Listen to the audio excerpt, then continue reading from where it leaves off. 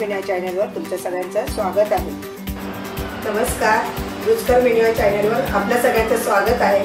आता नवरात्र आरंभ होत आहे, तर आता आपले जे कुलदैवत आहेत त्यांची आपण घटस्थापना करणार आहोत। आता आपण घट तयार करतोय। हे बघा, आता दोन नारळ आहेत, त्यामध्ये असं मी हे अडकवणार आहे। मध्ये आपण ही अशी तार रोवली, याला तीर म्हणतात। तो असा तो छानपैकी नाड्याने बांधून घ्यायचा। आता आपला हा छान बांधून असा झालेला आहे। आपण हे दोन नारळ करणार आहोत आणि याला छान विड्याची पानं वगैरे लावायची आपल्याला। त्या विड्याच्या वर अशी गोंड्याची फुलं आपण अशी लावणार आहोत। आपण गोंड्याची फुलं लावलेली आहेत। आता आपण छान कलश हा सजवणार आहोत। बाप्पासाठी देवांना आपण अखंड ज्योत बनवतोय। 9 दिवस आपण दिवा जाळणार आहोत। तर अशी पिळाची वात वापरायची आहे, ती छान आहे, अगदी छान जळते। आणि यामध्ये आपण कापूर घालणार आहोत। तर कापूर घातल्याने काय होतं, काजळी धरत नाही आणि ही वातही छान पिळाची असल्यामुळे मोठी आहे बऱ्यापैकी। ही आपण वापरणार आहोत। मंद वात जळते ही, मधून वात सरकू नये म्हणून हा स्टँड आहे, हा घरीच बनवलेला आहे। हा असा इथे छान लॉक करायचा समईला आणि अशी आपली सुंदर अशी मंद ज्योती जळणार आहे। तेलामध्ये आपण कापूर घालतोय, त्यामुळे काजळी धरणार नाही वातेला। हे धान्य भिजवलेलं आहे, ते ह्या हळदीच्या पाण्यामधून छान असं भिजून घ्यायचं आहे। पेरतोय बोट आपण लावणार आहोत अष्टदिशा। ते स्वच्छ झालेले आहे। आता यांना दूध पाण्याने पुन्हा आंघोळ घालून आपण यांना चौरंगावरती छानपैकी बसवणार आहोत।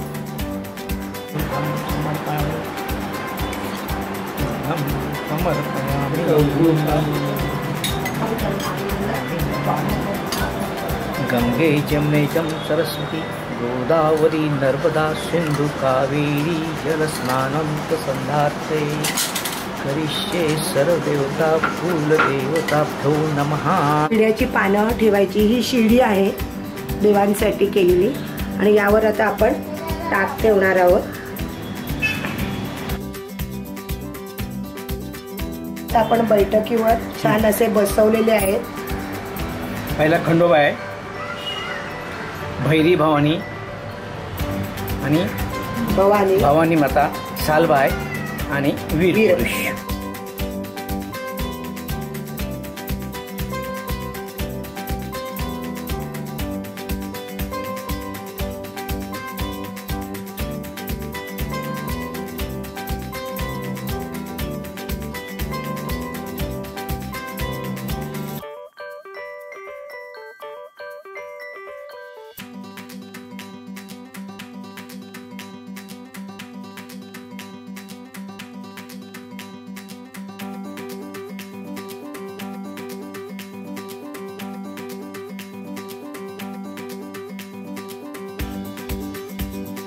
पुष्पं समर्पयामि काली माता, भवानी माता, सालबाई माता। पुष्पं समर्पयामि गुलाबपुष्पं समर्पयामि वीर पुष्पाणि समर्पयामि पुष्पं समर्पयामि। माळ चढवतोय, ही पहिली माळ आहे, ही लक्ष्मीची आहे।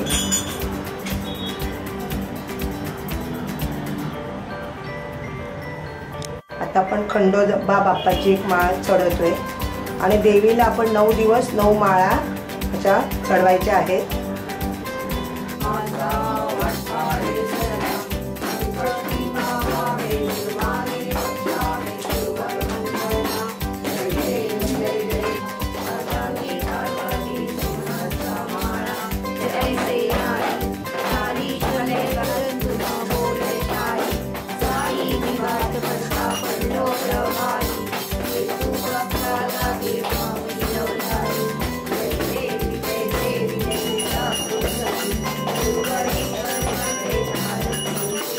शुद्ध पक्षी अंबा बैसले सिंहासनी हो, सती पदे पासुनी घट स्थापना ती करी हो मूल मंत्र जप करुणी भोवती शप घेऊनी हो ब्रह्मा विष्णु रुद्र आईचे पूजन किती हो उदो बोला उदो अंबा महिमा उंचा हो उदो कार गंधर्व महिमा वर्णुकीचा हो।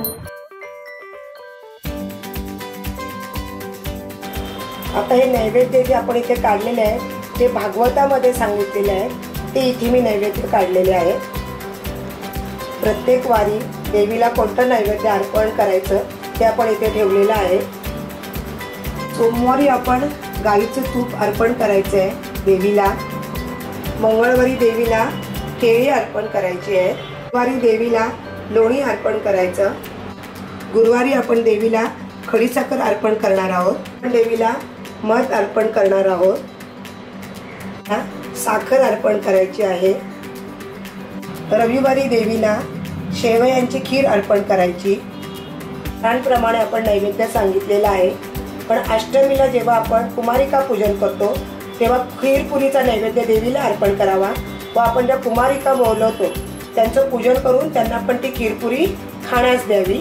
ज्या दिवशी नवरात्री समाप्ती होते म्हणजेच आपण घरी जो घट मांडतो, कुलस्वामी स्थापन करतो, तर त्या दिवशी देव उठणं असं म्हणतात। तर त्या दिवशी वर्णापुरणाचा नैवेद्य करावा, पुरणपोळी करावी आणि देवीला अर्पण करावी। शुद्ध प्रतिपदेपासून नवरात्र उत्सव सुरू होतो, तो दसऱ्यापर्यंत असतो। नवरात्रामध्ये प्रमुख 4 प्रकार आहेत। पहिलं आहे देवता स्थापन, घट स्थापना, दुसरं एक माला बंधन असतं, तिसरं अखंड नंदादीप आणि एक चौथं कुमारिका पूजन असतं।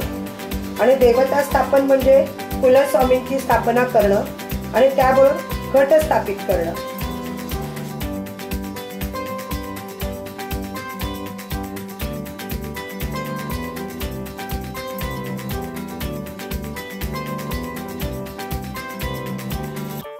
कडे वेदिका स्थापन करतात। तर वेदिका स्थापन करणं ही आमच्याकडे प्रथा आहे।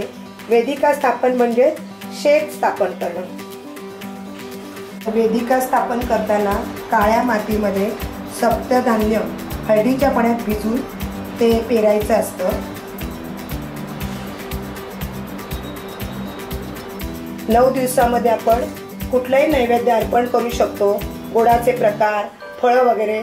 पण आता हे जे मी नैवेद्य काढलेले आहे हे भागवत ग्रंथात सांगितलेलं आहे, तर त्या नैवेद्याची आपण थोडीफार माहिती इथे सांगितलेली आहे। आपल्याकडे घटस्थापना झालेली आहे, तर कन्यापूजन केलं जातं। आता अष्टमीचं आपण कन्यापूजन करणार आहोत। कुमारिका पूजन करताना जर आपण एक कुमारिका पूजली तर ऐश्वर्य प्राप्ती मिळते, 2 पूजल्या तर भोग आणि मोक्ष प्राप्ती मिळते, 3 कुमारिका पूजल्या तर धर्म व अर्थ प्राप्ती होते, 4 जणांचं पूजन केलं तर राज्य पद प्राप्ती, 5 जणींचं पूजन केलं तर विद्या प्राप्ती होते, 6 जणींचं पूजन केलं तर षटकर्म सिद्धी होते, 7 जणींचं पूजन केलं तर राज्य प्राप्ती, 8 जणींचं पूजन केलं तर संपत्ती मिळते आणि 9 कुमारिकांचं पूजन केलं तर पृथ्वीचे राज्य मिळते। इथे आता आपण देवीची ओटी भरतोय, तिथे आता आपण ओटीचं सामान काढलेलं आहे।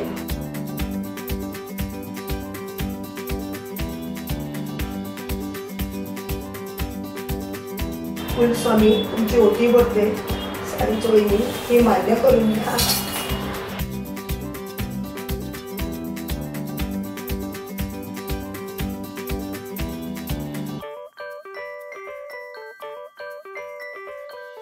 पूजनाला सुरुवात करा। त्याआधी आपण इथे लाया घेतलेल्या आहेत खजूर, आता कुलस्वामी जे आहे त्याच्यातून ओटी भरतोय, खोबरं वगैरे घेऊन।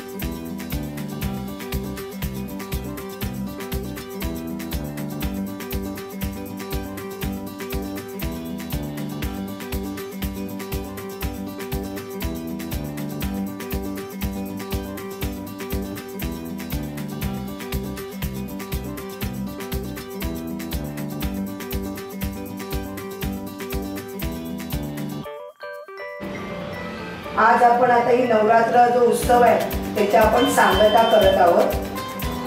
आपण जे घटस्थापनेच्या दिवशी धान्य पेरलं दुर्डीमध्ये तर ते खूप छान असं बहरलं आहे. आज आपल्या नवरात्र त्या व्रताची सांगता होणार आहे. तर हे जे बहरलेलं धान्य आहे त्याला दवना म्हणतात. आता हा दवना आहे तर हा 9 दिवसामध्ये छान बहरतो. तर आपले आपण जे कुलस्वामी मानतो तर त्याची आपण दररोज पूजा अर्चा करतो, आरती करतो, अखंड ज्योत आपली जळत असते 9 दिवस. तर जी नवदुर्गांची जी शक्ती आहे ती सगळी धान्यामध्ये अगदी आलेली असते. हे धान्य पूर्ण असं भारलेलं असतं. तर हा जो दवना आहे तर हा व्यवस्थित काढून आपण त्याची जी माती थोडीफार असते लागलेली ती बाहेर काढायची, धुवायची आणि ते हे छान लाल वस्त्रामध्ये हा दवना बांधून आपण आपल्या तिजोरीमध्ये ठेवू शकतो किंवा आपला कुठे बिझनेस असेल तर त्या बिझनेसच्यासाठी आपण उपयोगाला आणू शकतो. आपण आपल्या पर्समध्ये पॉकेटमध्ये ठेवू शकतो किंवा एखादी आजारी व्यक्ती असेल तर त्याचा पण आपण या दवण्याचा रस काढून त्या व्यक्तीला आपण 1-2 चमचे पाजू शकतो. तर असा हा पूर्ण भारीत असं हे धान्य झालेलं असतं. अक्षरशः पूर्ण नवदुर्गांची परमेश्वराची पूर्ण शक्ती त्यामध्ये उतरलेली असते.